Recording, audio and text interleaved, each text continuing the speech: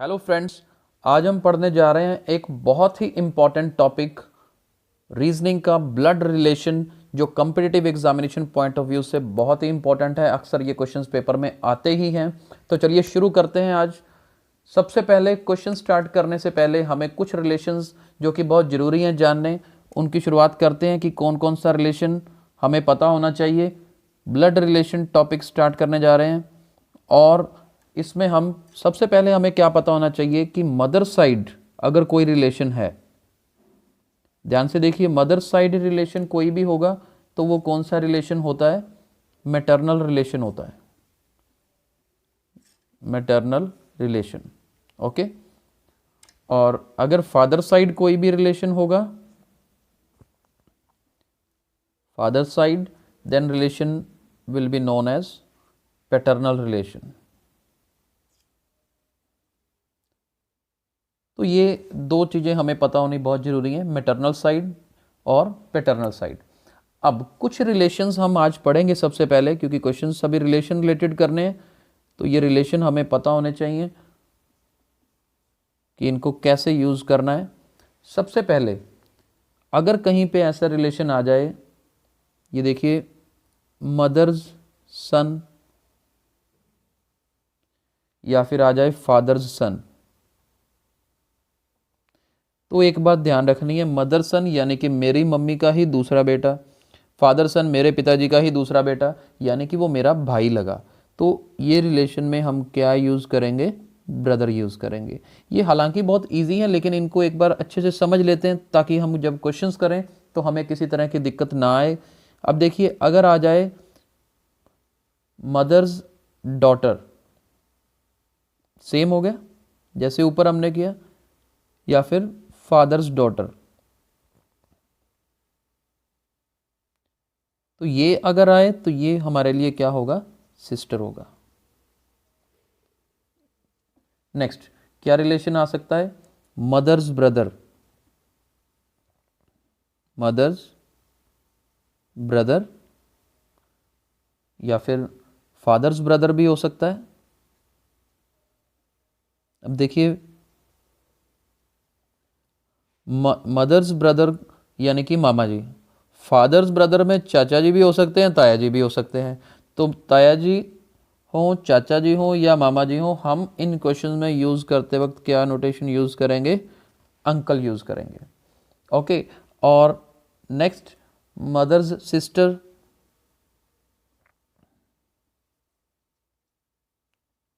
चाहे mother sister हो या फादर सिस्टर हो, ये रिलेशन तो बच्चों को समझाने वैसे ही बहुत ज़रूरी है। आजकल बच्चे ही एक एक घर पे, सभी रिश्ते ही ख़त्म हो रहे हैं।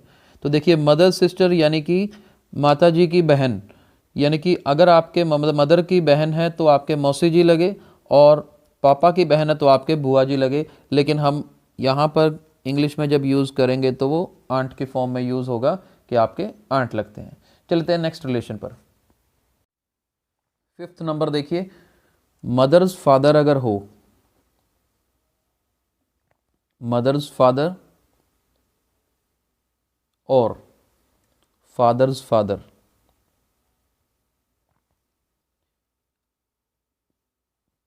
अगर मदर के फादर की बात की जाए तो नाना जी हुए, और फादर के फादर की बात की जाए तो दादाजी हुए।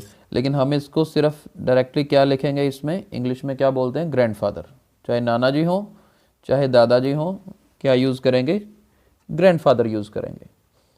मदर्स मदर हो, मदर्स मदर यानी कि नानी जी, और फादर्स मदर हो यानी कि दादी जी, दोनों टर्म्स के लिए क्या यूज़ होगा? Grand mother. नेक्स्ट अगर आ जाए सन्स वाइफ यानी कि बेटे की पत्नी, तो वो क्या होती है? Daughter in law.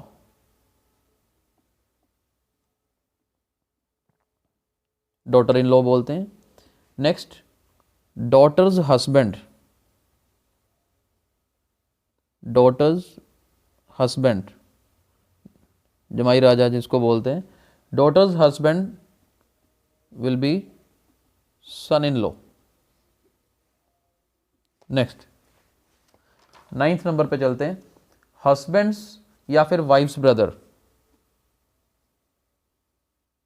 हस्बैंड्स या फिर वाइफ्स ब्रदर। अब देखिए यहाँ पर हस्बैंड का भाई देवर हो सकता है, वाइफ का भाई साला बोलते हैं जिसको। अब ये रिश्ते में हम इसको क्या बोलेंगे, ब्रदर इन लॉ। ठीक है, तो ब्रदर इन लॉ बोलेंगे। नेक्स्ट हस्बैंड्स या फिर वाइफ्स सिस्टर। हस्बैंड की बहन या वाइफ की बहन, दोनों को क्या बोलेंगे, sister in law. Okay. 11th number देखिए, ब्रदर्स सन। ब्रदर्स सन यानी कि भतीजा, उसे हम क्या बोलते हैं, नेफ्यू। अगर ब्रदर्स डॉटर आ जाए,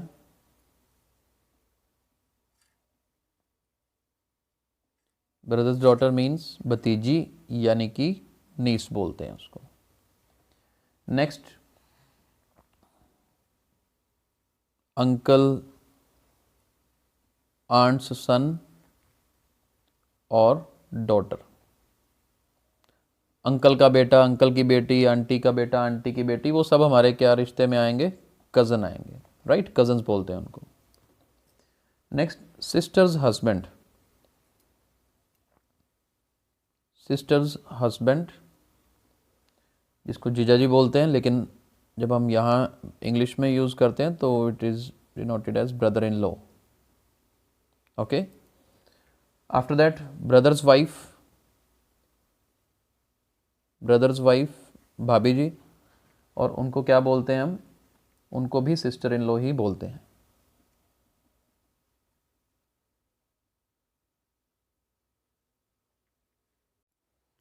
next 16th number, grand sons या फिर डॉटर्स डॉटर, यानी कि पोते की बेटी या फिर पोती की बेटी हो तो उसे क्या बोलते हैं, ग्रैंड डॉटर। तो इस तरह के रिलेशंस हमें पता होने चाहिए। अगर यहाँ सन होता तो ग्रैंड सन हो जाता। तो काफ़ी सारे रिलेशंस हमने अभी एक चार्ट पूरा बनाया यहाँ पर, उसको स्टडी किया, तो ये सब बहुत हेल्पफुल होने वाले हैं हमारे क्वेश्चंस में। चलिए फर्स्ट टाइप हम शुरू करने जा रहे हैं, पजल टाइप रिलेशंस। स्टेटमेंट ध्यान से देखिए फर्स्ट क्वेश्चन की, P and Q are newly married couple. R and S are teen brothers. R is brother of P. T is sister of Q. Find how S is related to Q. तो question हमारे सामने है, बड़े ध्यान से देखिए हम कैसे करेंगे इसको। P and Q are newly married couple. तो मैं एक काम करता हूँ, यहाँ पर एक तो P लिख लेता हूँ और दूसरा Q।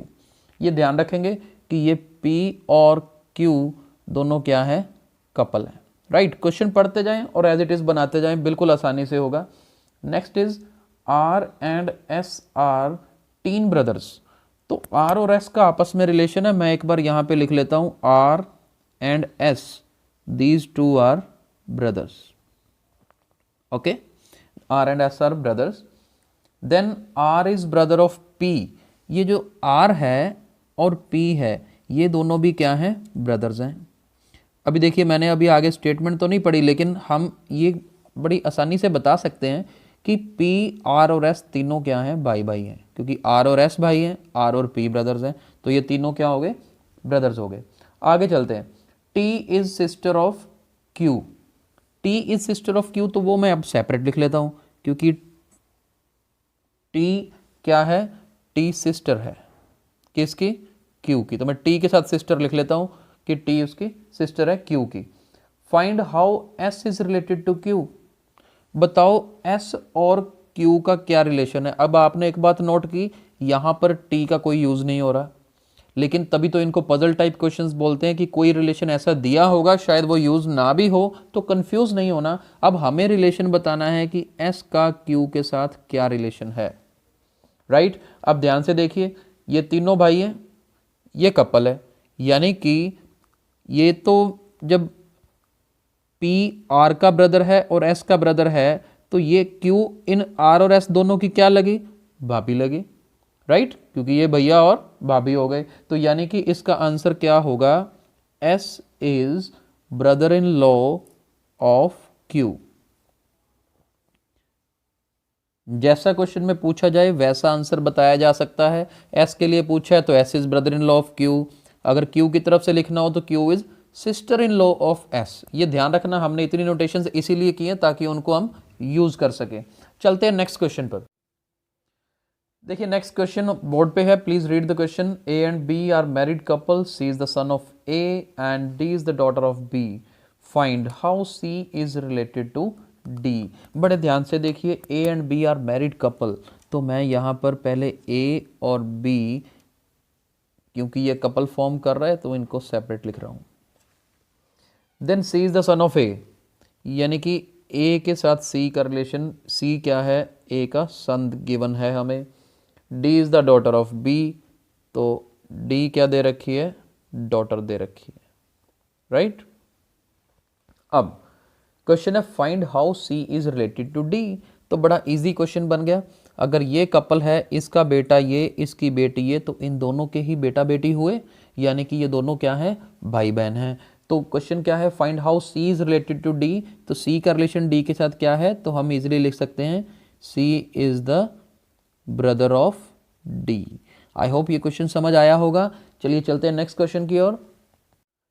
देखिए next question, P has only son T, U is the daughter of T and V is the only daughter of U, find how T is related to V। तो बहुत ही ध्यान से पढ़िए, क्वेश्चन बहुत आसान है। P has only son T, सिर्फ ये लाइन कंफ्यूज करती है कि P का एक ही बेटा है T, तो मैं कैसे करूंगा, ऊपर P लिखूंगा सबसे टॉप पे, और P का बेटा क्या हो गया, T, तो मैं T को लिख रहा हूं सन, कि पता लग जाए कि P का बेटा कौन है, T है। आगे देखते हैं, U is a daughter of T, अब U के आगे, T के आगे U आता है, U क्या है, डॉटर ऑफ T, तो देखिए अपन वैसे ही लिख रहे हैं यहां पर। अब क्या बन चुका है अभी तक, P का बेटा T और T की daughter U। V is the only daughter of U, अब U के आगे नीचे क्या आता है, V। अब देखिए, P का बेटा T, T की डॉटर U और U की आगे डॉटर V। क्वेश्चन क्या पूछ रहे हैं हम, find how T is related to V, हमें T और V का रिलेशन आपस में बताना है।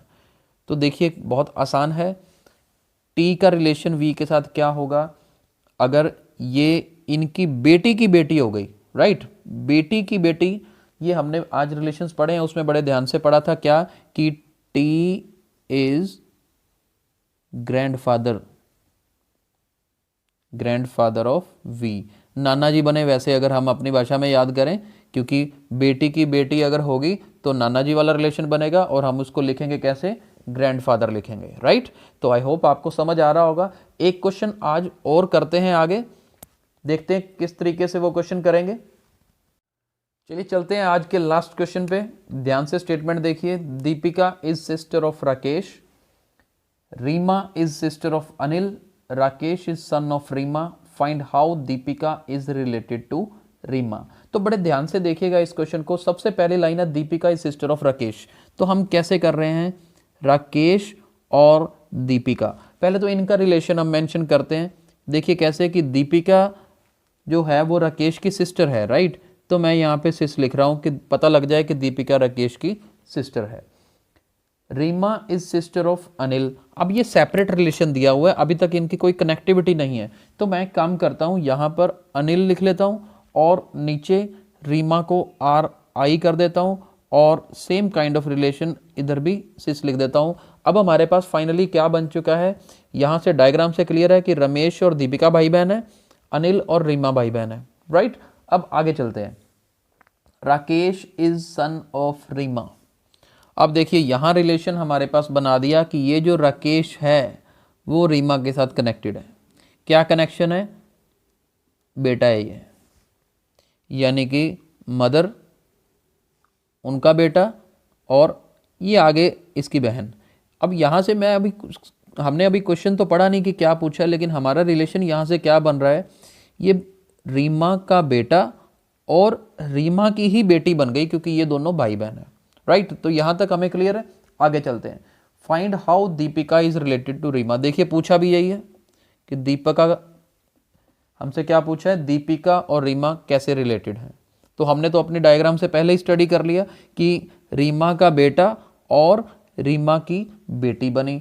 तो दीपिका कैसे रिलेटेड है, हम लिख सकते हैं जी, Deepika is daughter of Reema. एक बात ध्यान रखिएगा, ऐसे क्वेश्चंस जब भी हमने करने हैं अपने पर्सनल रिलेशंस को दिमाग में जरूर रखना है। कई बार मामा जी का रिलेशन आ जाए तो अपने मामा की बहन यानी कि मेरी मम्मी हो सकती है, उनकी आगे बेटी यानी कि मेरी सिस्टर हो सकती है। आप उन चीज़ों को याद जरूर रखिएगा।